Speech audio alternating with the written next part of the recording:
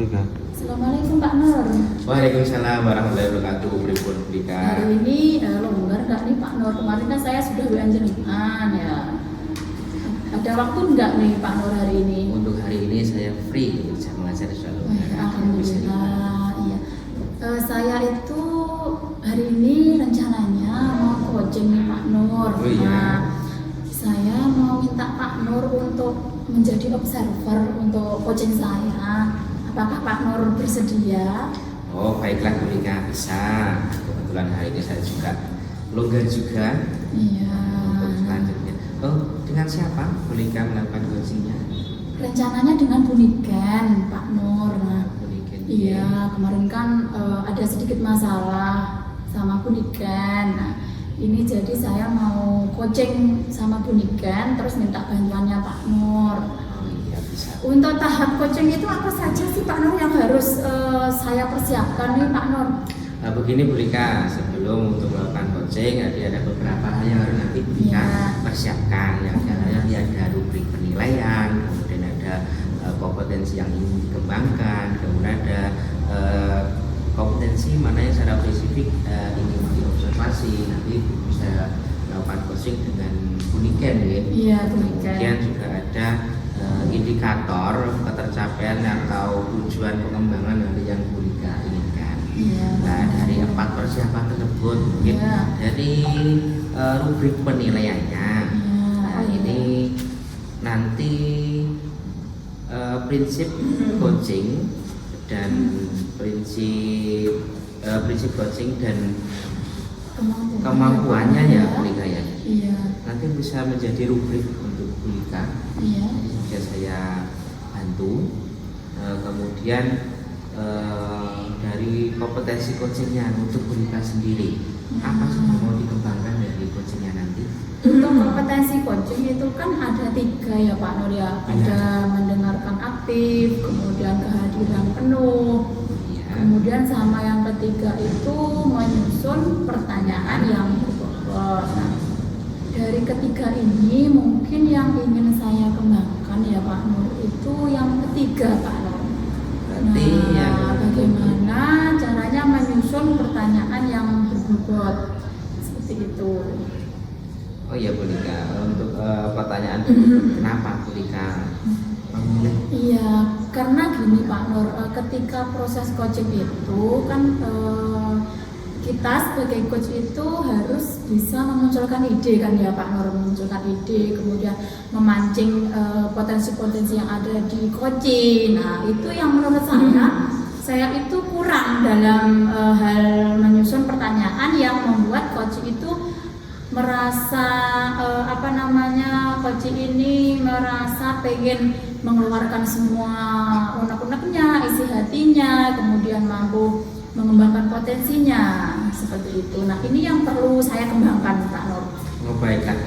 Jadi nanti Bu Dika akan berusaha bertanya bagaimana nanti memunculkan keluh kesah dari coaching, kemudian dari situ nanti juga bisa memberi ide lebih lanjut untuk bagaimana permasalahan coaching bisa teratasi. Kemudian selanjutnya setelah nanti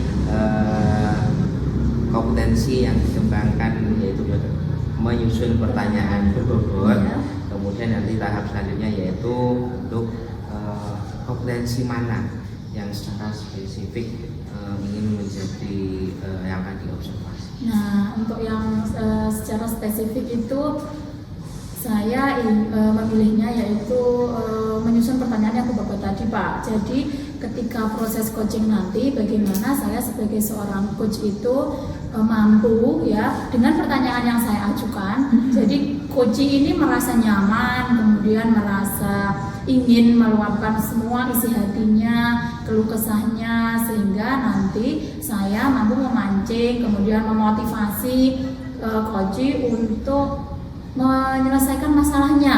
Jadi saya itu bagaimana ya Pak, intinya mendorong coach untuk menyelesaikan masalahnya sendiri seperti itu. Baiklah Bu Siti, Iya, jadi Pak tadi Nur. yang sudah kompetensi coaching yang sudah disebutkan tadi. Iya. Untuk tadi kan memilih yaitu menanyakan Pertanyaan yang berbobot.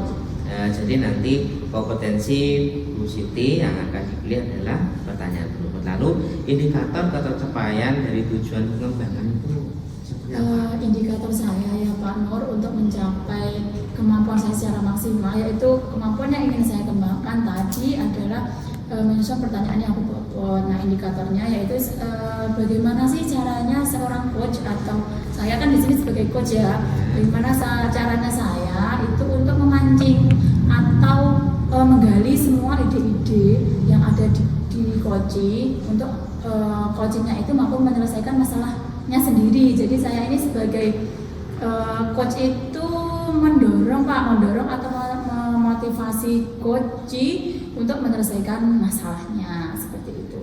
Baiklah Bu Rika, dari keempat tahapan tadi sudah secara belum melaksanakan sudah dibahas. Nanti selanjutnya tinggal penerapan kepada coachingnya. Betul sekali. Sudah janjian dari Bu Rika? Sudah Pak. Hari ini janjiannya sekarang sih Pak, mungkin agak terlambat. Iya. Kita tunggu saja. Iya. Mungkin sudah di perjalanan. Oh iya.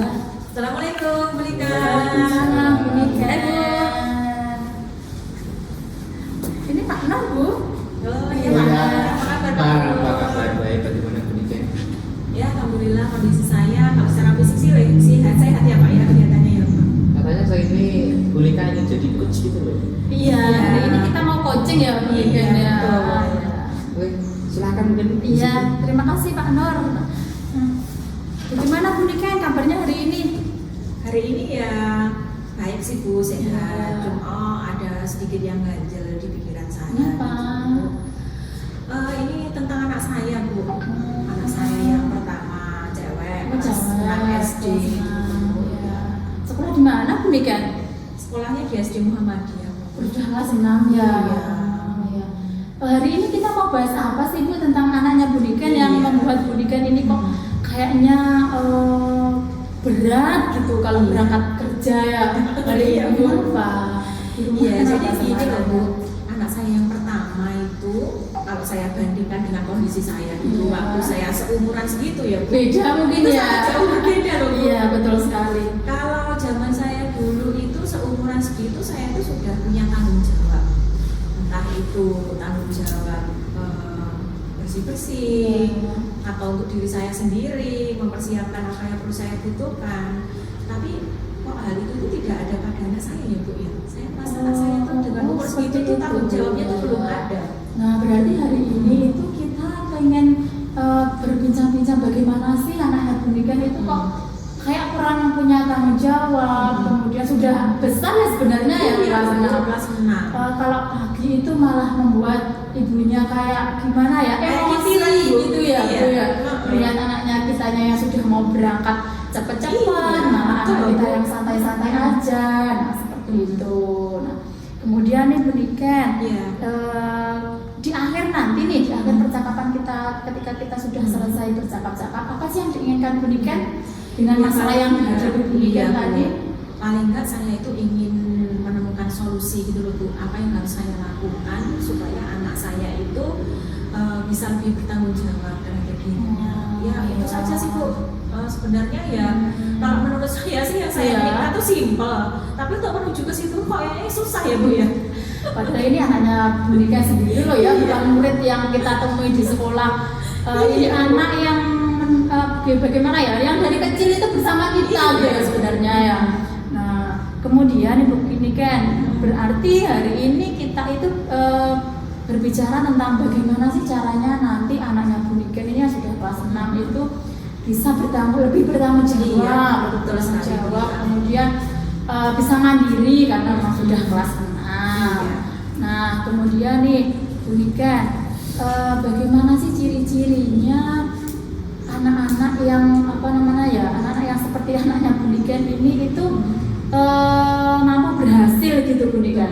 Cirinya seperti apa ya Bu Rika? Kalau bagi saya sih anak saya itu saya anggap dia sudah punya tanggung jawab itu ketika dia itu sudah bisa memerintah dirinya Bu. Jadi dalam arti misalnya ngatur waktu saja Bu.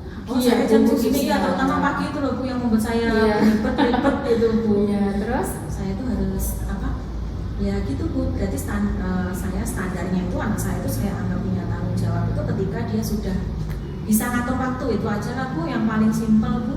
Iya sih Bu, karena memang kalau anak-anak zaman sekarang itu kayaknya pengaruh HP itu tadi ya Bu ya. Iya, sepertinya anak-anak juga seperti itu bangun pagi itu bukannya malah mengurusi dirinya sendiri, kok malah mengurusi HP gitu ya Bu. Iya. Ya. Nah, Iya Bu Lika. iya. Ini dalam mencapai keberhasilan nanti ya Bu Niken. Nah, mungkinkah ada gini Bu Niken, hambatan-hambatan yang kiranya itu mempengaruhi kurangnya anak-anak itu bertanggung jawab atas dirinya, kemudian kurang mandiri. Itu hambatannya apa saja sih Bu Niken? Nah, kalau saya melihat ya Bu, ini saya hasil yang saya sampaikan ke Bu Lika ini hasil sharing dari suami saya juga sih Bu. Yang pertama dari saya Bu katanya, dari diri saya yang menyebabkan anak saya seperti itu kalau kata suami saya itu. Kok seperti itu ya? Terus saya berpikir, ya, Pak. terus apa yang dia katakan itu saya pikir, oh iya, kayaknya ya benar juga. Jadi sebenarnya saya itu selama ini kalau anak saya itu gini loh Bu,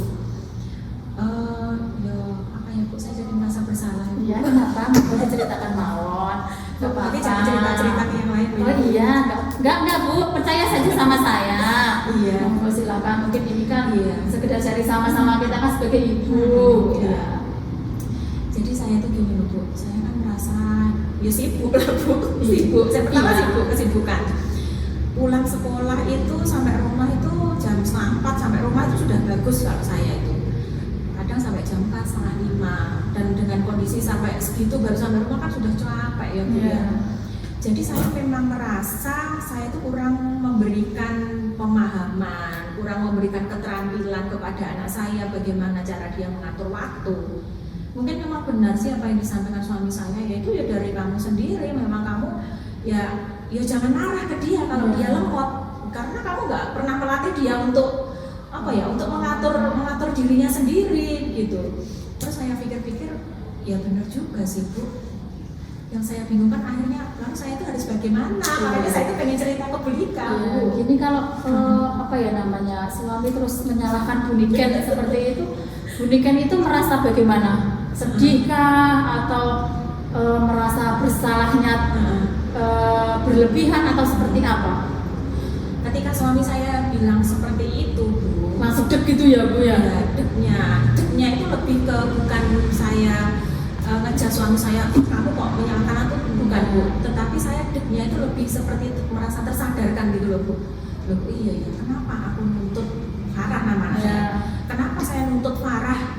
Dia sempurna bisa ngatur waktu tanpa saya komando dia bisa jalan dengan sendirinya. Saya loh nggak pernah ngajari dia, nggak pernah melatih dia untuk seperti itu. Jadi ya saya merasa sadar aja, oh iya ternyata Farah seperti itu tuh bukan karena kesalahan dia, tetapi yo lebih saya akhirnya merasa bersalah gitu Bu, Lingkungan ya Bu ya? Iya, karena kondisi. Nah, saya melihatnya seperti itu sih Bu. Nah sekarang Bu Niken di skala seberapa sih sekarang ini Bu Niken dengan masalah yang Bu Niken hadapi? Skalanya berapa ini Bu Niken? Kalau saya melihat apa yang kalau saya merasakan apa yang saya alami ke anak saya, pegelnya saya, kecepaannya saya, itu saya berada di posisi 5 sih Bu. 5. Kemudian Bu Niken pengen di skala berapa ini untuk bisa anaknya menjadi anak yang bertanggung jawab, mandiri? Iya. Nah, Saya ingin minimal ya bisa di maksimal Bu. Kalau tadi kan minimal kan sudah 5 Ya, nih. oke. Terus sekarang maksimalnya berapa? Maksimalnya sih tentu saja yang sempurna Bu, 100 ya Bu, 10 ya. Iya. Tapi misalnya Bisa. 10 tidak tercapai, untuk di skala 8 untuk misalnya seminggu atau 2 minggu depan sih saya merasa itu sudah sangat baik progresnya. Ya, tadi kan hambatannya sudah ya Bu yang dihadapi Bu Niken. Ketika memang anak generasi sekarang itu bagaimana ya Bu ya, generasi Z ya sekarang. Nah, Iya. itu memang pengaruh HP itu sangat luar biasa Iya. sekali. Anak-anak itu menjadi malas, tidak saksat gitu ya Bu Iya, ya. Beda mager dengan aja gitu loh, Bu. tadi kan Bu Niken tadi nantikan juga berbeda dengan zamannya. Iya. Dulu kan tidak ada HP gitu, pengaruh dari elektronik itu nggak ada. Kalau sekarang kan bebas gitu ya, tergantung orang tuanya. Nah, kemudian nih setelah tadi hambatan, kalau antara apa ya tadi Bu Niken tadi kan bingung nih antara bagaimana kerjaan di sekolah, kemudian bagaimana mengajari anak untuk disiplin. Nah, itu yang Bu Niken prioritaskan itu yang mana ini? Nah itu Bu, kadang saya menentukan skala prioritas pun itu saya kadang itu pusing Bu. Iya. Ketika saya menentukan skala prioritas itu kan pasti ada yang saya kalahkan. Iya, Bu. jadi korban ya Bu Iya ya. benar loh Bu. Nah Bu Niken itu seperti menyadarkan saya kembali tentang sakitnya yang saya rasakan. Tadi ya yang disalahkan. Karena saya menyadari bahwa salah. Iya, ternyata selama ini lebih banyak anak saya loh Bu yang saya kalahkan gitu Bu. Ya Allah. Ya gimana ya Bu? Saya yang berdosa saja. Sebenarnya bukan kok berdosa, memang ada tuntutan dari sekolah. Iya. Kalau tidak dikerjakan nanti juga atasannya marah. Bukan marah ya, memang itu karena tanggung jawab kita bekerja. Betul, iya. Bekerja di instansi ini ya memang aturannya harus dilaksanakan. Ya, seperti itu. Berarti memang kalau diprioritaskan bingung juga ya Bu Niken ya. Iya. Mana yang harus atas nama ini memang sudah memprioritaskan sekolah, terus kemudian anaknya menjaga situ. Sebenarnya ya tetap tetap ada kadang sekolah, kadang anak-anak gitu. Bahkan pernah saya itu kalau saya sudah pada saat kondisi sadar ya Bu, saya itu sering sih setiap hari jadi gini, wes mau sekolahan keri, aku telat rapopo di Suneni Pak Roso gak apa-apa, yang penting anakku keurus bisa. Saya kadang pagi ya Bu ya. Iya Bu, saya kalau saya tuh setiap pagi kayak gitu Bu. Iya. Saya tuh harusnya masuk jam 7, berangkat dari sekolah jam 7. Seperti itu ya Bu. Tapi rumah Bu Niken kan tidak juga mereka limpah. Jadi saya berpikir bagaimana supaya anak saya itu bisa masuk tepat waktu ya itu Bu, saya kasih memandu aja. Kalau saya memandu kan otomatis kan saya langsung gerak gitu ya. Iya, kalau saya memandu akhirnya apa yang mungkin pekerjaan sekolah yang saya kerjakan itu makanya saya tinggalkan dulu tuh anak saya kan Bu. Pernah juga sih seperti itu ya, sering sih Bu. Jadi ya saya merasa bahwa yang menjadi prioritas saya itu ya memang sesuai skalanya. Kadang saya mengutamakan sekolah, kadang anak saya. Seimbang gitu ya Bu Niken ya. Nah, ini rencananya ke depan Bu Niken seperti apa ini? Yang terpikirkan di saya sih kalau seperti ini misalnya gimana Bu? Ada dua sih sebenarnya yang sudah saya pikirkan tapi belum saya lakukan Bu. Yang pertama mungkin yang bisa saya lakukan itu yang mengkomunikasikan dengan suami saya gitu. Karena bagaimanapun kan anak itu tanggung jawab kita berdua kan Bu. Jadi ketika saya mungkin nggak bisa mendampingi, mungkin bisa dia yang mendampingi. Tapi masalahnya ada lagi Bu. Kalau saya mengkomunikasikan dengan suami saya untuk saling menghandle itu masalahnya dia itu lebih sibuk dari saya. Itu yang pertama Bu. Yang kedua saya mencoba, mungkin bisa saya coba seperti ini Bu. Anaknya saya ajak untuk membuat jadwal harian. Oh iya. Mulai bangun tidur sampai mau tidur lagi, apa sih yang mau kamu lakukan? Termasuk di situ mungkin waktu jam segini sampai jam segini secara detail mungkin seperti itu. Lalu nanti untuk selanjutnya setelah dia membuat saya bisa memantau nanti Bu apa yang sudah dilakukan, apa yang belum, mungkin seperti itu ya Bu. Jadi rencananya Bu Niken ini kan membuat jadwal, melatih anak untuk membuat jadwal keseharian ya biar anak ini oh ya jam segini saya harus ini, kemudian setelah itu ini biar datang ke sekolahnya juga tidak terlambat membuat jadwal. Nah saya berpikir seperti itu. Berarti kegiatan Bu Niken yang dilakukan dalam waktu dekat ini adalah membuat jadwal gitu. Jadwal kayak jadwal harian gitu ya, daily activity. Nah, dalam membuat daily activity atau jadwal ini siapa saja sih Bu yang mendukung? Saya rasa saya hanya memerlukan anak saya saja Bu, karena saya yakin suaminya kah untuk mengingatkan? Oh iya, mungkin perlu ya suami saya dilibatkan ya Bu supaya anak saya lebih apa ya, untuk menguatkan motivasi dari dalam diri anak saya ya Bu.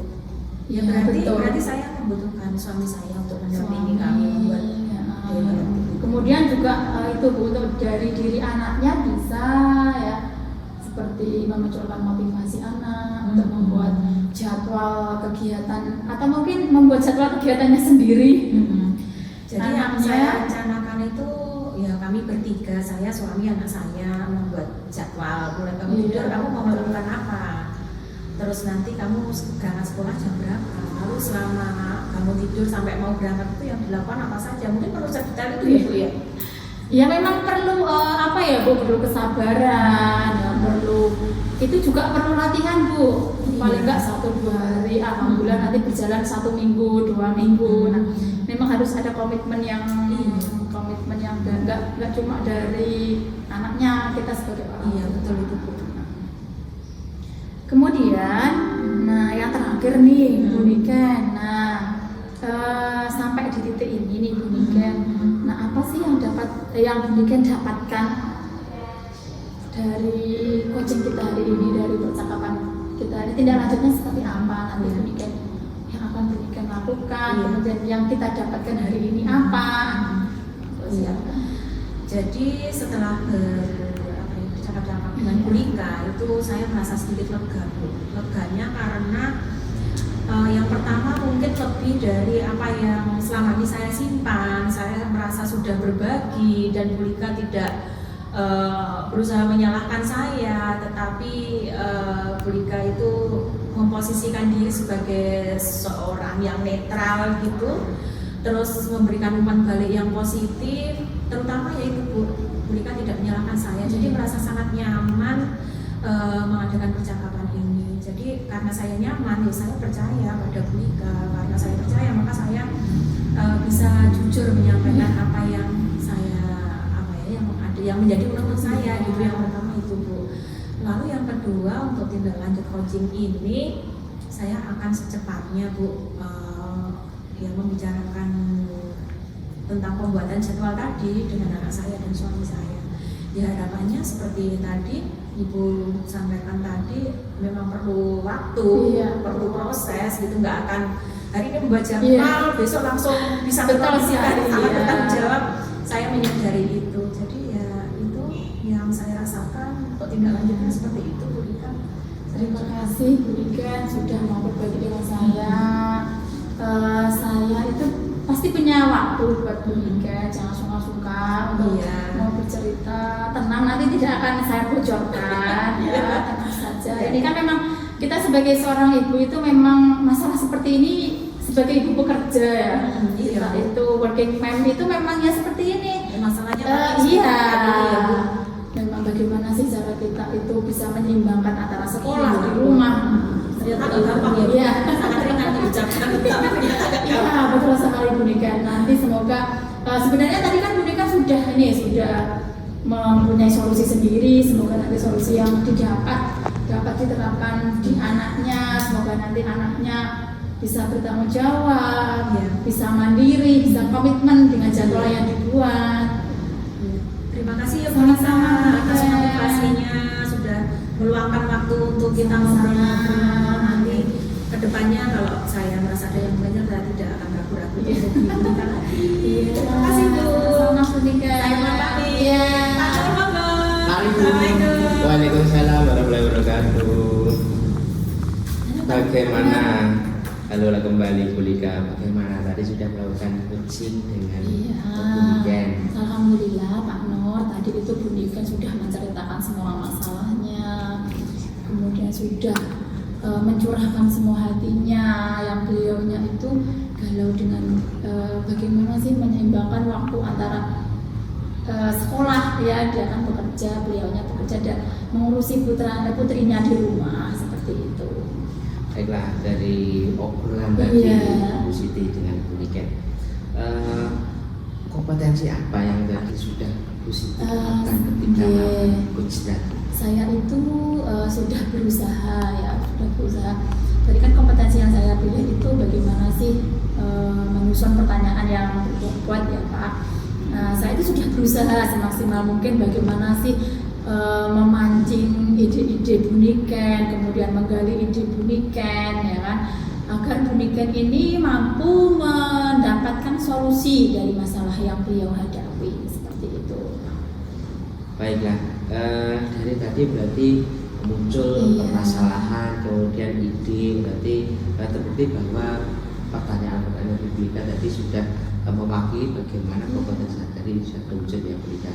Kemudian selanjutnya fokus dari hasil percakapan tadi, apakah Bu Rika ini memiliki catatan tertentu ketika melakukan coach terhadap Bu Niken? Iya, catatan tertentu yang saya dapat nih Pak Nur. Nah, ketika saya tadi berbincang-bincang dengan Bu Niken, saya mendapatkan catatan yaitu saya itu mampu atau berusaha yang pertama untuk menjadi pendengar yang baik, kemudian kesadaran penuh, ya kan. Saya itu fokus ya, saya berusaha fokus untuk berbincang dengan Bu Niken, kemudian mampu mengembangkan atau memunculkan ide, yaitu dengan yang ketiga, yaitu dengan kompetensi yang ingin saya capai, yaitu dengan berfokus atau apa ya namanya menyusun pertanyaan-pertanyaan yang berbobot. Nah, alhamdulillah tadi sudah Pak Nur ya,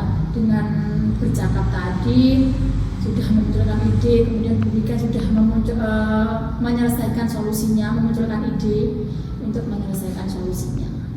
Oh ya, berarti untuk saya lumayan biasa ya. Alhamdulillah. Untuk yang terakhir mungkin dari kompetensi yang tadi Bu Rika menanyakan kompetensi yang ingin lainnya mungkin. Tadi di awal kan saya ingin mengembangkan kompetensi yang menyusun kalimat berbobot ya Pak, pertanyaan yang berbobot. Nah, yang ingin saya kembangkan yang lain yaitu saya ingin kesadaran kehadiran penuh Pak. Nah, di sini kenapa saya memilih ini, karena saya itu berusaha untuk fokus ya, saya berusaha untuk sadar di sini. Sadar ini maksudnya yaitu fokus penuh ya terhadap permasalahan yang disampaikan oleh Bu Niken ya. Jadi saya itu tidak kemana-mana Pak pikirannya, hanya fokus pada orang yang saya ajak berbicara seperti itu. Jadi saya berusaha untuk meninggalkan semua masalah yang saya hadapi di rumah mungkin atau di sekolah. Jadi saya berusaha fokus terhadap Bu Niken ya, saya membantu Bu Niken untuk menyelesaikan masalah beliau. Seperti itu saya mendukung Bu Niken, saya memancing ide-ide Bu Niken untuk Bu Niken bisa menyelesaikan masalahnya. Sesuai tujuan awal. Iya, iya Pak. Terima kasih. Untuk selanjutnya Bu Rika. Terima kasih Pak Nur sudah meluangkan waktunya untuk saya. Sama-sama. Sudah mau atau bersedia untuk menjadi observer ya untuk coaching saya bersama Bu Niken hari ini. Semoga saran-saran dari Pak Nur bagaimana caranya membuat coaching yang bagus, yang berjalan dengan lancar. Dan seperti saran Pak Nur, alhamdulillah sudah saya terapkan dan semoga berdampak baik kepada Bu Niken nanti. Oke, terima kasih. Senang juga dapat berbagi topik baiknya untuk Bu Rika. Selanjutnya tetap semangat dan menjadi coach untuk teman-temannya. Terima kasih Pak Nur. Terima kasih Bu Rika.